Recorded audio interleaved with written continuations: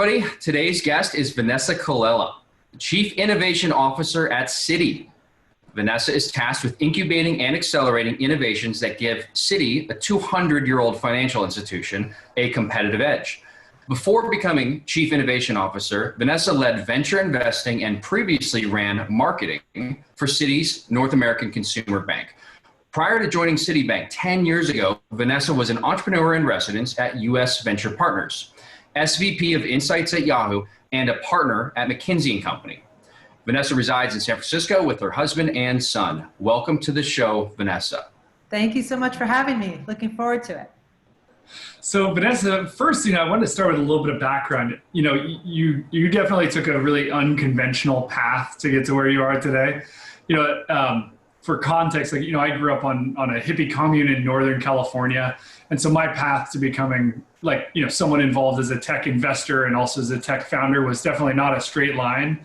I mean, you grew up on a farm in rural Wisconsin and then have found your way into, running innovation for one of the largest financial institutions in America.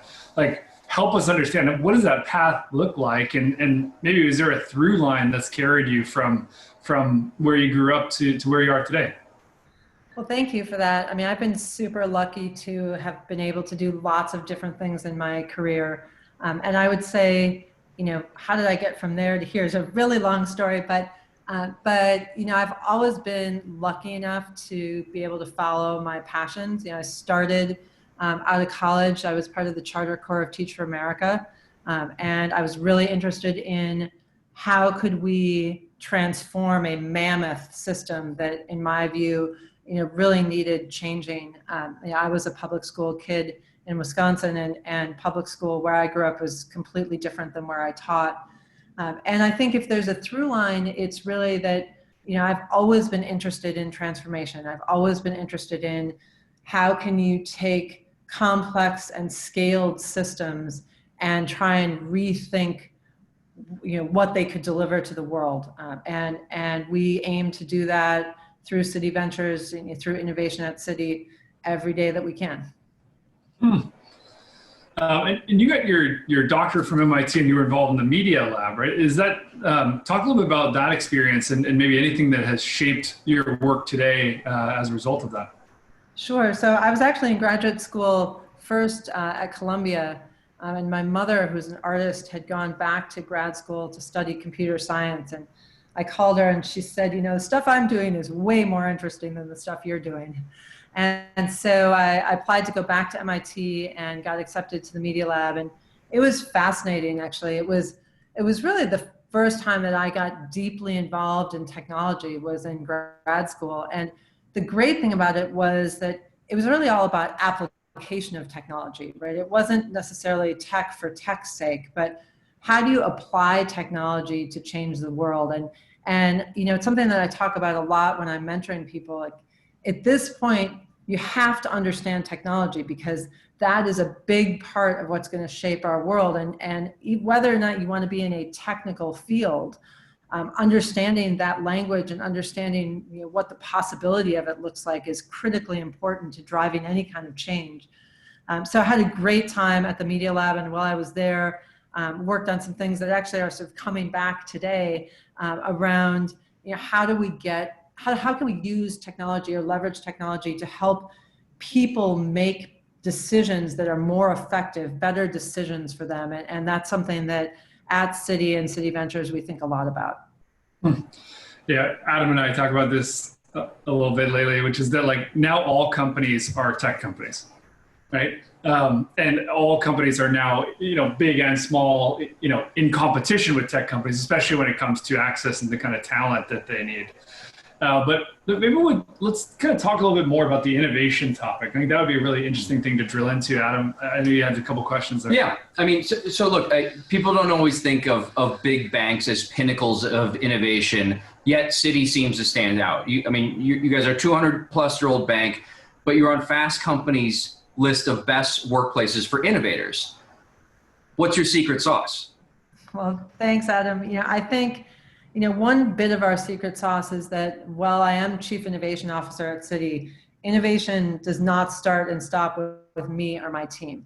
Innovation is really about how we can create an environment where people show up to work every day and can think about what can we do better for our clients? What could we do better for our employees? How can we be like entrepreneurs like yourselves of thinking about, like, why does it have to be this way?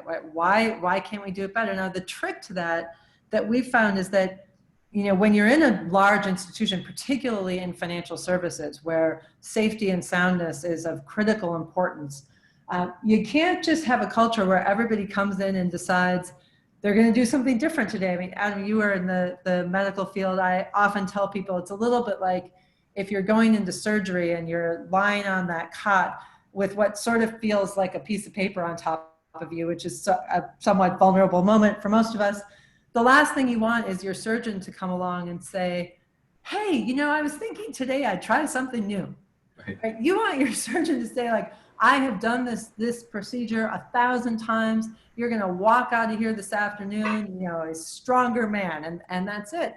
And financial services is a lot like that. So we had to institute across Citi a set of frameworks or conditions for our employees to be able to innovate, to be able to create in a way that did not bring incremental risk either to the institution itself or to our clients. And I think that's been a lot of the secret sauce of innovation at Citi, is realizing it has to be spread throughout the organization, but you can't just do that in a random way. You've got to do that in a way that fits with the overall mission of the organization and the constraints in which we operate. Can you talk a little bit about, maybe share either some of these frameworks or the way in which you think about it? Because I know that there's other leaders that are kind of navigating this world and trying to learn from best in class like yourself. Sure. So there are a couple things that we do. One is through a program that we started called D10X, which stands for Discovering Exponentially Better Solutions. We said, in a corporation, particularly a large corporation, normally the way you get things done is that you have an idea and you write a really long deck about that idea and you present it to your boss and maybe your boss's boss. And in order to get anyone to be excited about the idea, you have to say it's going to be really giant, because you're already in a giant corporation. And so, something that's small isn't going to get any traction. And so at the end of all this, if you're successful in persuading people, you will have persuaded someone very senior in the organization, probably to allocate a substantial amount of money to your idea. Now, the problem with that is that ideas do not come neatly sorted into the buckets of good idea, bad idea. They're actually usually mixed up, and good ideas are often wrapped inside of bad ideas. But if you've been given the go-ahead by someone really senior and a substantial check, you will never come back and say, that idea I had, it wasn't quite right. We got to pivot this way. We've got to change it that way. Right? All the things that you hear that entrepreneurs do, right? You can't do in a big company because you sold that idea with your reputation, and someone senior put their neck on the line to allow you to do it. And we said, if we do that, we're never going to succeed. What we need to do is turn the tables. We need to help our employees, coach our employees to validate their ideas first. So we've actually hired dozens of former entrepreneurs at Citi. We call them entrepreneurs in residence, like many venture capital firms do. And they coach employees, and we do a tremendous amount of market-based validation. So we're constantly out in market, talking to consumer clients, talking to corporate clients, to understand what about this idea is good, what about this idea is bad. And that process of validating before selling how great this thing is going to be has been a really important kind of nugget within the framework of D10X, so that we're able not only to infuse innovation across the company, but we're able to do that in a way that it turns out is both essentially zero risk. I mean, not zero, like maybe it's a bad conversation with a client, but relatively zero risk and very low cost, because we don't have people building a bunch of stuff that they haven't validated. We've put the validation beforehand. And I think that's been really important for us.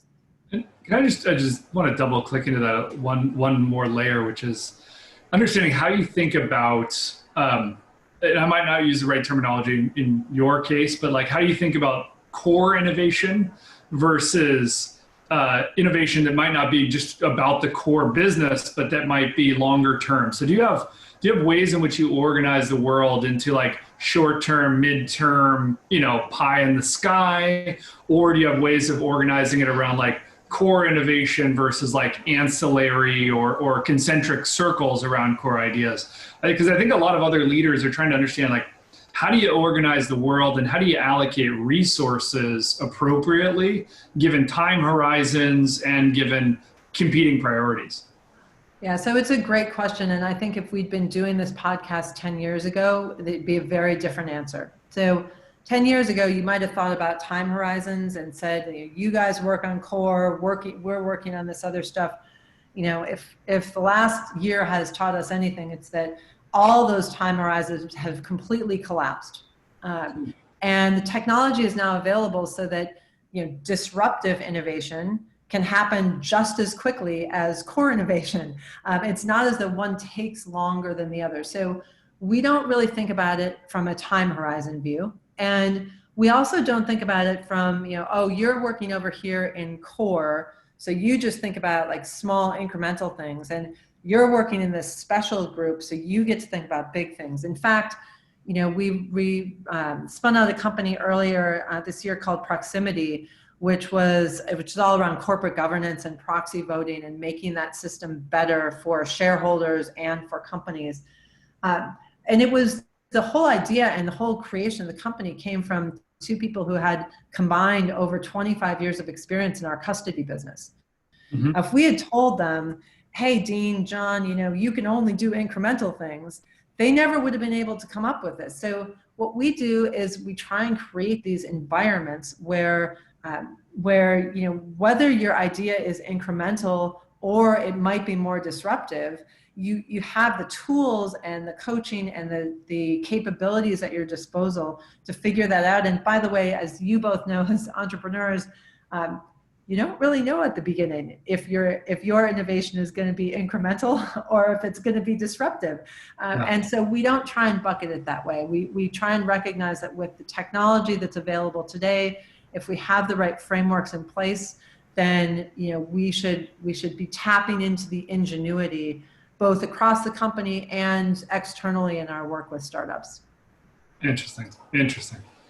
So that's where I want to kind of drill further into that. I mean, so financial services, like as a category, maybe this is more perception than reality. I'd love to hear your view, but it's one of the most ripe for disruption industries out there. And we come from a blockchain technology background of late, and there's a lot of fervor around decentralized finance, and there's a lot of young teams kind of but will say their vision is they're sort of rebuilding the global banking system from the ground up on blockchain, and like that's obviously very, very nascent. But so two questions. One, like, how do you think about those kind of nascent, crazy technologies that like sort of look like a toy now, like the internet did 30 years ago, but like maybe a real thing?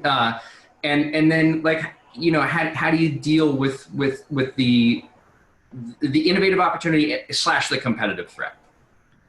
Yeah, so it's a great question. I will preface the answer by saying that I think that the technological aspects of disruption are overblown.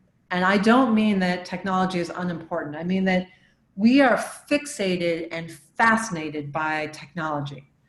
What we think about at Citi is that it's the intersection of technological advances, behavioral changes, and some sort of structural or societal change. And that is typically where most innovation happens. So I'm a huge fan of all the people out there who are thinking about disrupting every industry, including ours, by thinking about like, well, what if we use this technology this way? That, decades ago when I was at the Media Lab, there were already people working on augmented reality.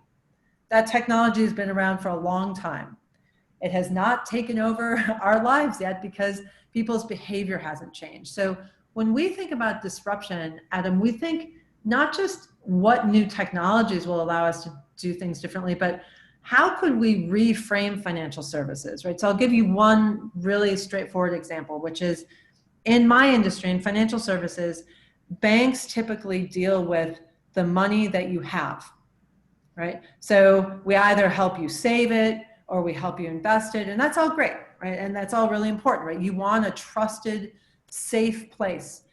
But what many companies, including startups in this space, are obsessed with in financial services is budgeting, right? How do I help you budget better? Right? Why do you budget? Because you want to have more money at the end of that budgeting period than you had at the beginning. And we said, well, that's fine, but if you ask 100 people, would you rather budget and like cut back and not be able to go to Starbucks, or would you rather have a raise? 100 out of 100 people will tell you they would rather just have a raise and keep going to Starbucks. So we launched a platform earlier this year called Hello Worthy. And it's about thinking about an individual's worth, right? What skills do you have, and how could a company like Citi help you make use of those skills to boost your ability to earn income, right? So I think there are just so many different ways to think about what disruption could mean in an industry. They might be powered by technology, but oftentimes the things that we think will be most important will be sort of reframing the problem. And then, of course, using technology. By the way, Worthy uses all sorts of machine learning and giant data sets to help you figure out how much your skills are worth in the location from which you work, so that you can decide, gee, I used to work in retail. That doesn't seem so great right now. Here's an adjacent career like inside sales at a tech company where I could make more money and I could still make use of my skills. It uses a lot of technology to power that, but it's that layering of kind of tech, behavior, structural change that I think is going to be the place that ultimately will be most disruptive. It makes a ton of sense. And I think, something a lot of people don't know about large banks, especially American banks, is you all are actually some of the most the largest consumers of new technology, right? Like, I mean, you're there hiring the same kinds of folks that Googles and Facebooks and Apples are, and people don't always get that because they're like, oh yeah, it's a bank. They like have an ATM and I mean, which is kind of an interesting segue. I've been excited to ask you this question. It's not every day, or potentially never, that I've been able to talk to someone who runs an $8 billion with a B dollar technology budget. Where do you even start with that? I mean, that is a tremendous amount of capital to be responsible for allocating. And to your earlier point, you're making bets on combinations of actual technological innovation plus consumer behavior change, plus, and staying regulatory compliant with the whole thing. Like, where do you even start with that? Yeah. So first of all, I wish I ran that whole budget, but I have colleagues who do, and we work really closely with them. I think, there are two components that I think about a lot in this space, which is not the whole answer to your question, but let me tell you the two that I think about. The first is, I think it's critically important that companies are very attuned to what is happening at the cutting edge, right? What's happening in new companies. And you can't do this by just sort of sending someone out to, live in Silicon Valley or be in Silicon Alley in New York and sort of hearing about a lot of startups. We believe that in order to really understand where things are evolving on sort of that front edge of entrepreneurialism, you have to be in that game. And so, we have a network of venture capital investors around the world who meet thousands of companies every year. And not only do we often partner with companies that we invest in, but just the intelligence that you can gather by having the privilege of being in those kinds of conversations and understanding,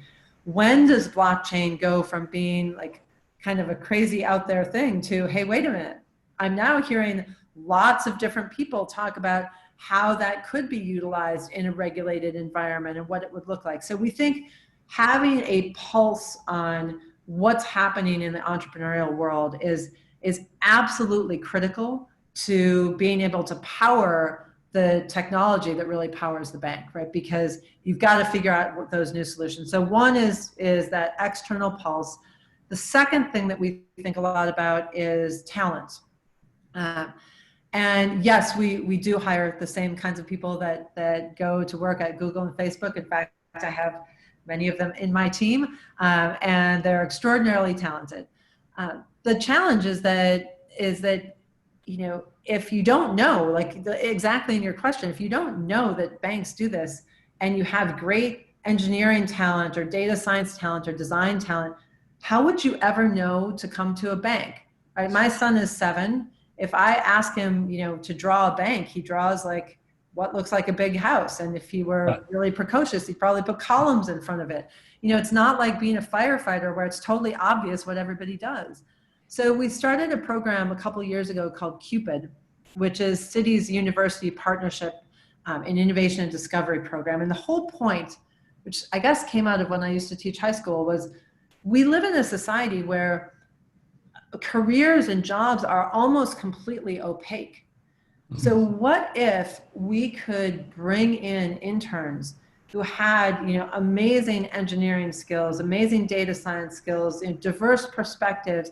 What if we could bring those people into the bank and give them a window into how their skills and capabilities and passions could power the bank? Then we would have a different talent base going forward. So I think about both of those pieces. I think about how do I work with the company to have that real pulse on net new work that's happening in tech, and then how do we continue to attract and retain the best and most diverse set of employees that we can to the bank. And so that makes a lot of sense. And quick follow-up question: have you seen anything that makes any sense in the world to you in the blockchain space? Oh, for sure. I mean, we've invested in a number of companies.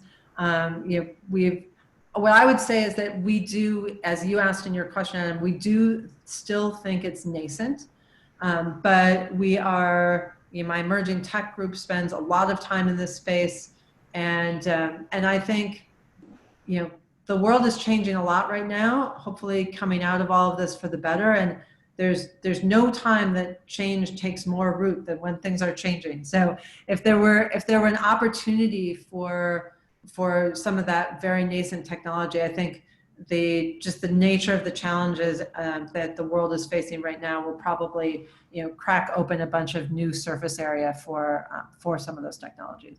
And quick second follow-up, like of all of these new emerging technologies, like to the extent you have headspace around it, like which of them is like the most personally exciting for you? Like what do you think's like, wow, that's a paradigm shift, that changes the game?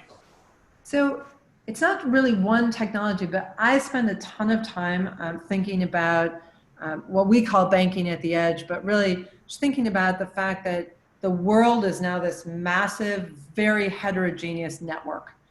And someone told me that 127 devices get added to the internet every second or something. I have no idea if that's the right number. Whatever, it's a lot. It's a lot more than there are people on the planet. And if you think about that from a banking perspective, you have to authenticate yourself, whether you're going to an ATM or making a mobile deposit on your phone to us before we'll move any money for you, because we want to make sure that it's you and that you're authorizing this transaction. And that's called know your customer, and it's something that all banks do, and it's challenging. But people all relatively behave in predictable and similar ways, at least en masse. When you start to get in the world of machines, and people talking about self-driving cars, and what if those cars could go to the gas station and just buy their own gas or get their own oil change, then you're starting to talk about, well, how do I know that that's your car and that you said it was okay to get gas? And so in that particular example, we're investors in a company called Car IQ, which is looking at authenticating vehicles and vehicle transactions. But I think this whole notion of I always picture it as like a big city at night and all the lights that are on if you're looking sort of over the top of the city. that's the web of interaction that we have now. And I find that fascinating. And I think it will change the way that we think about transactions. It will change the fact that they will not be centralized. They won't all be people driven. They'll be at the edge, very diverse and very machine driven. And I think there's a huge space for innovation in and around that. So interesting. We can talk about that the whole time, maybe for a follow-up. So we've talked a little bit about this, Vanessa, about kind of how you see the world and kind of how you also determine priorities for the organization. You talked a little bit about some of the companies that you've invested in, right? And that's kind of one side of things. You talked a little bit about your D10X program, which is more of an internal thing of like I would put that into the build bucket. So like that's the build bucket. Then there's kind of like this partner or buy bucket that other innovators have talked about. Like, how do you see the kind of the ecosystem and what rules or methodology do you use internally to kind of decide what makes sense to build versus buy versus to partner on? Yeah, it's such a good question. And someone asked me this just the other day, and said, when I think about build, buy, partner, first of all, you can only have that question in your mind if you've really got a good sense of what's happening outside the four walls of your institution, sure, or however many walls now that we're all on Zoom. Yeah. So you've got to really know what's happening out there. But then I think the second thing, the lens that I try and bring to those build, buy, partner questions is not, could we build something? I mean, we just talked about a moment ago, like we have amazing tech teams at Citi. Like we hire amazing people that do great work. We can build all sorts of things. We try and focus on what should we build, right? What is our special sauce? We try and take a page out of many entrepreneurs' books, which is, we want to build as little as possible, like whatever someone else is maniacally focused on, and they're going to continue improving day after day after day, that will fit into our ecosystem, then fantastic. We will partner with them. We'll bring that technology. And in fact, in our trade and treasury business, we do this often where we're working with companies like HighRadius to bring their technology in and then offer it to our clients. And I think that switching that question from, can we build it to should we build it is really critical sort of mindset change in terms of how do you want to create an experience and a set of products and services for your clients. Really, really interesting there. Yeah.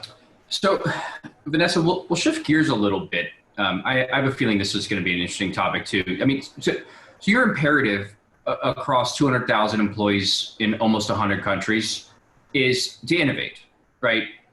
I have to believe there was some remote element to that before the COVID lockdown started. So tell me about what it was like before and what it's like now, and the goods and the bads. Sure. So, in some ways, many parts of my team, not all, but many parts of my team have always been kind of remote. I mean, I'm sitting here in San Francisco. So I've always been, 2,560 some odd miles from New York, at least by my United flight that I used to take all the time.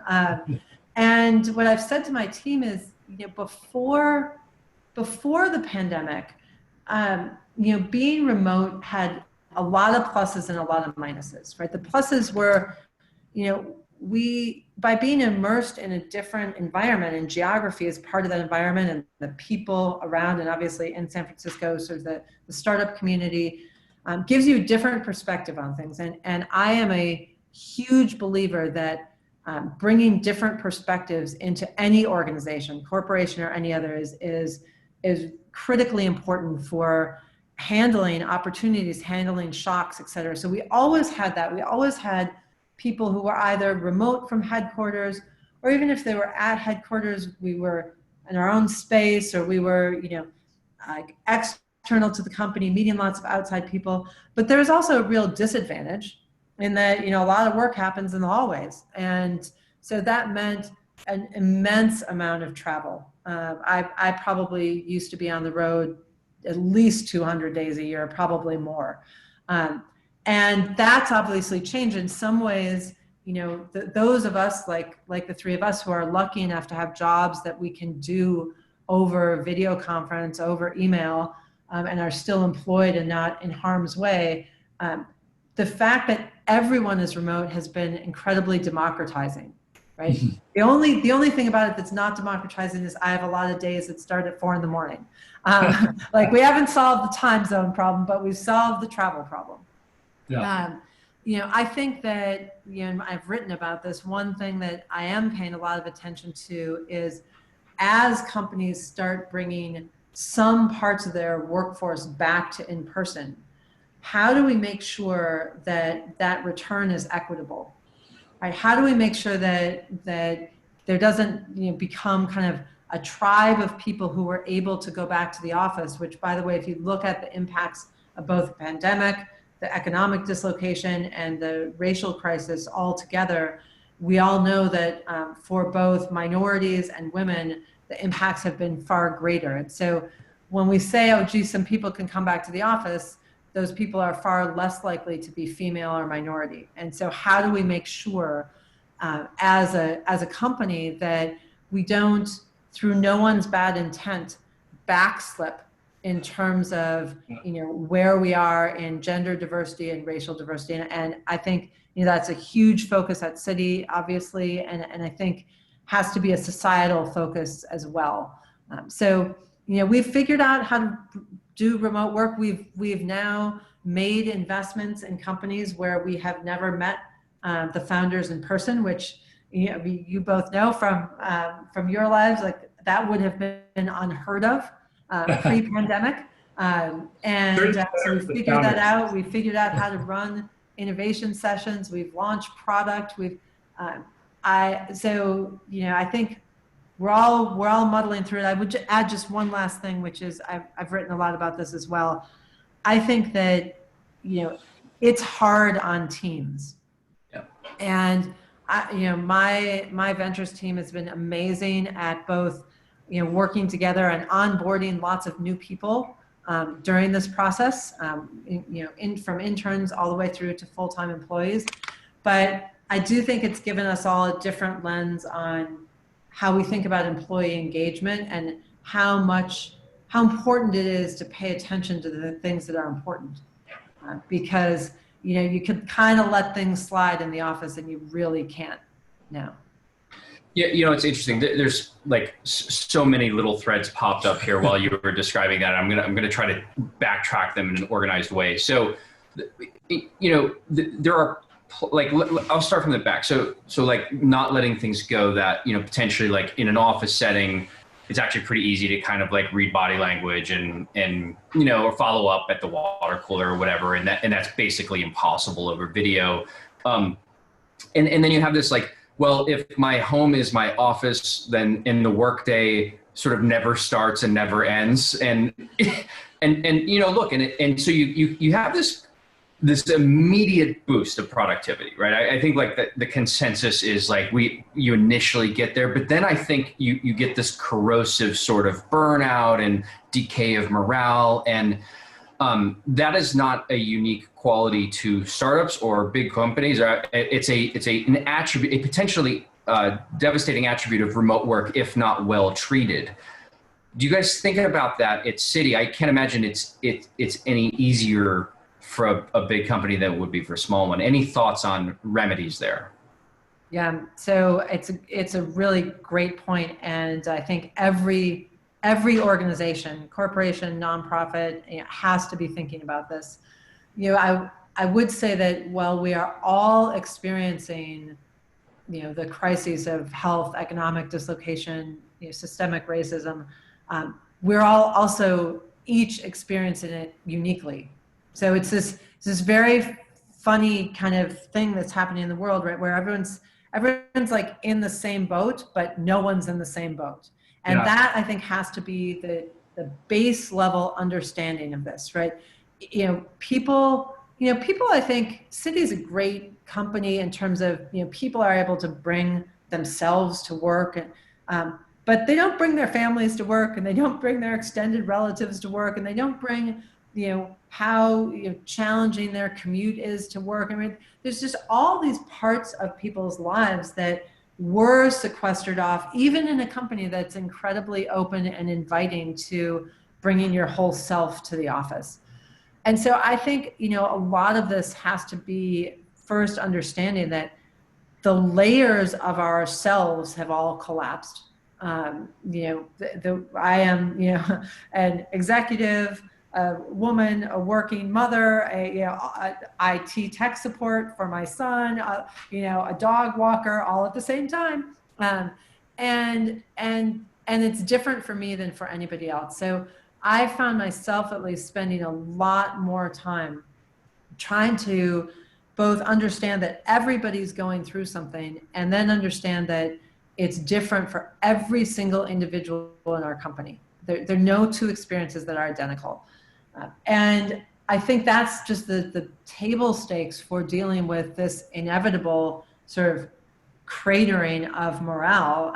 And it's the other thing I would just say about being in a place like Citi is that we have the advantage of seeing this play out in many different geographies, right? So here in the U.S., we're in shelter in place, but it's different for my employees in Singapore. It's different for my employees in Tel Aviv. It's different so we're able to both use that data and information to help inform like what's worked, how long can people stand to do things in one way before they have to change, and we've been open to change. I will say for myself personally that even though every day feels like Groundhog Day, things only work for me for about 3 or 4 weeks.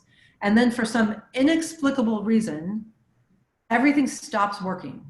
And nothing's changed. Like, I don't actually even know today why things stop working, but they do. And so I share that with my team, and we try and figure out, like, okay, so every month, what are we going to do that looks and feels a little bit different so that there's some rhythm, right? Humans can deal with something that has a rhythm.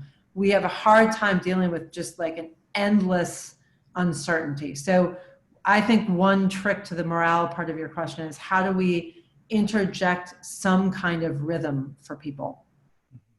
It's a great tactic, I think. Yeah.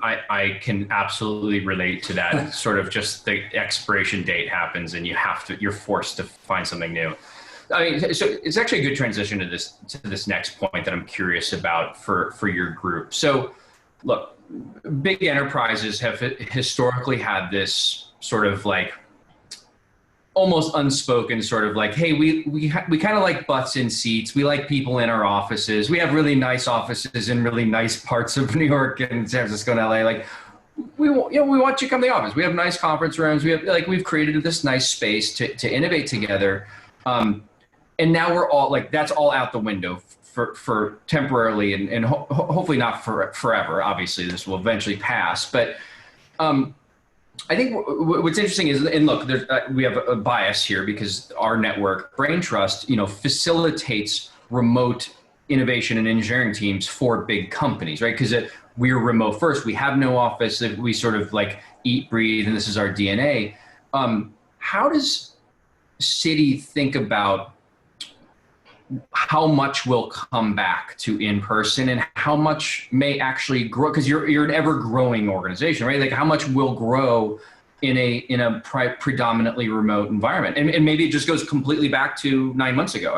I'm curious to hear your thoughts. Yeah, so I mean, we do think in-person is important.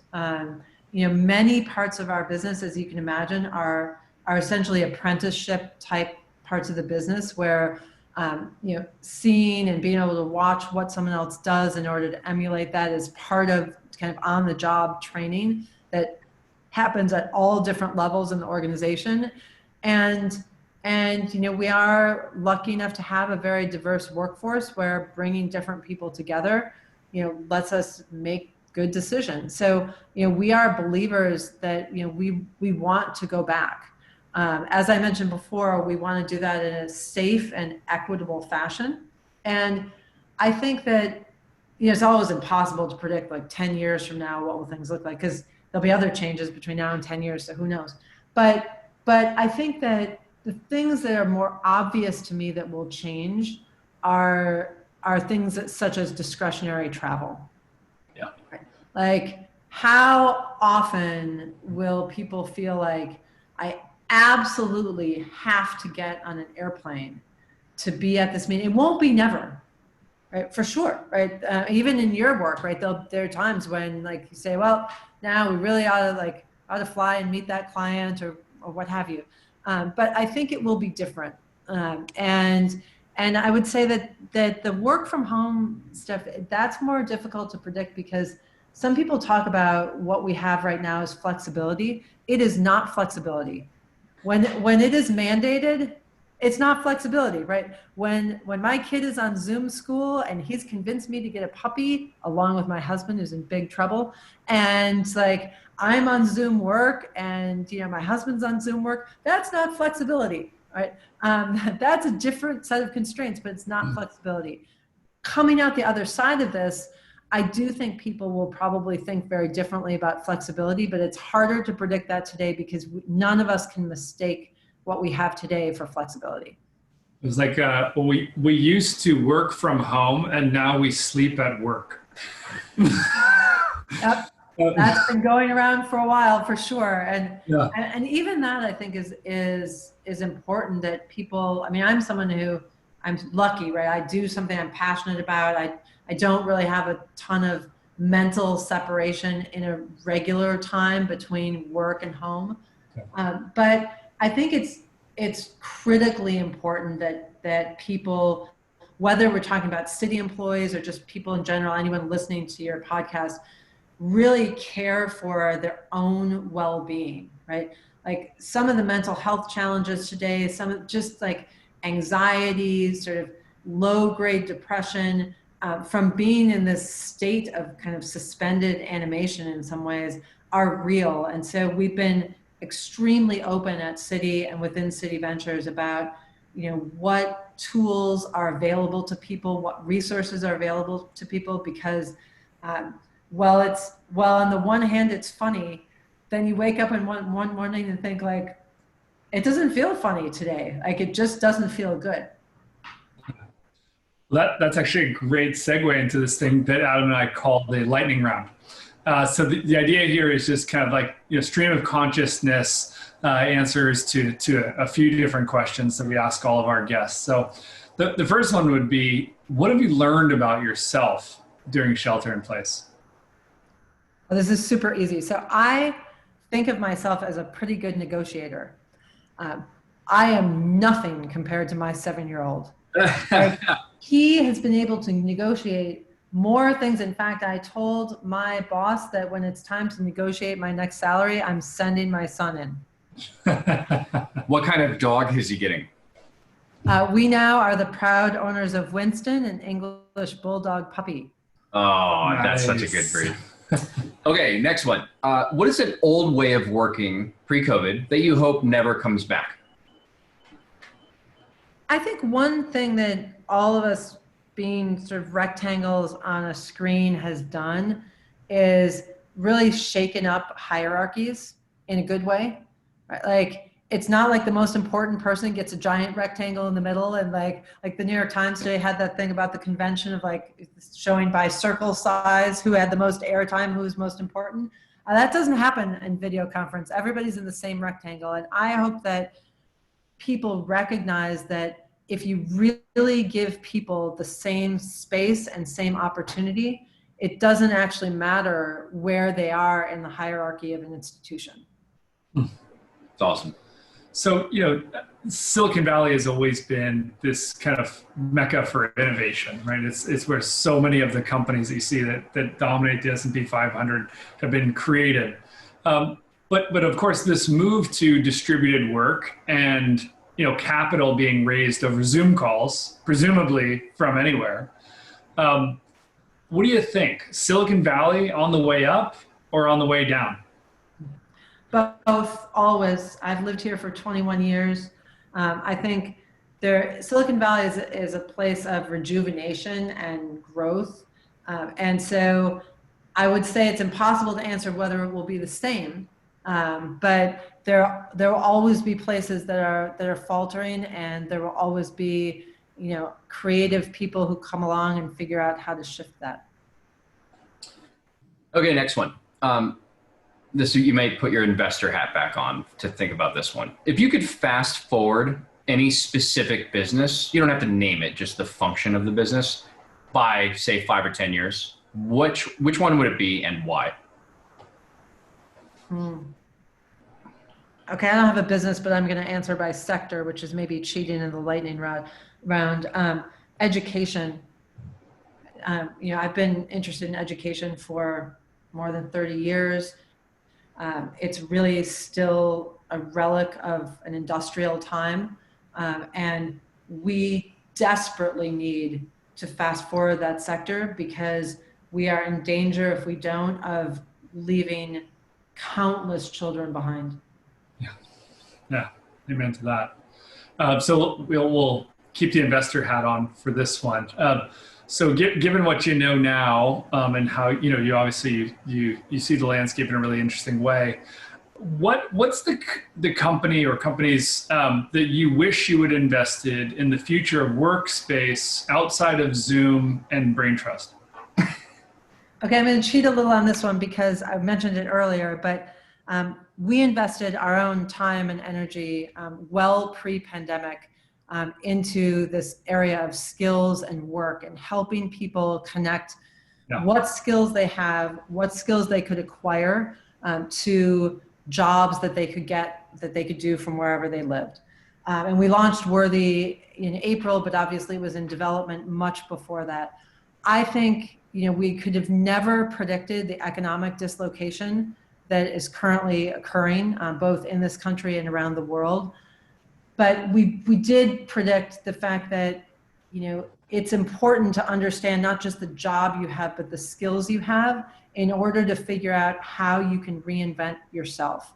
And I think this sort of multiple crises that we're all living through is going to make that so much more important to people that, if I could rewind, I would have invested more, but I guess we've already invested. And our last one in the lightning round here is inspired by Mr. Peter Thiel. What's something you believe strongly, Vanessa, that is an unpopular view today? I have so many things I believe that are unpopular. An unpopular view. Well, we talked about the fact that I do think in person is still important. That actually may be that feels like a currently unpopular view. I feel like the pendulum is probably going to swing back.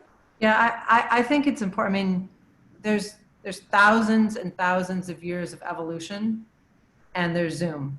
And I'm not taking anything away from Zoom, but over time, you will not be able to compete with thousands of years of evolution. 100%. Absolutely. Well, listen, that is a great place to end it. This has been a fascinating discussion. Thank you so much for joining us today. Can you tell people where to reach you, find out more about you, your group, your team? Yeah, absolutely. Go online and go to Citi Ventures, and you can find out about the team, about the work, about the portfolio. If you have ideas, we're delighted to hear them. If anything resonated for you that you think we could be helpful with, we're delighted to help. Awesome. I've always been fascinated by corporate venture. I think there's this whole other dimension of being able to plug into a group like yours, and especially a financial institution is widespread. So thank you again for being here. This was such a pleasure. Thank you, guys.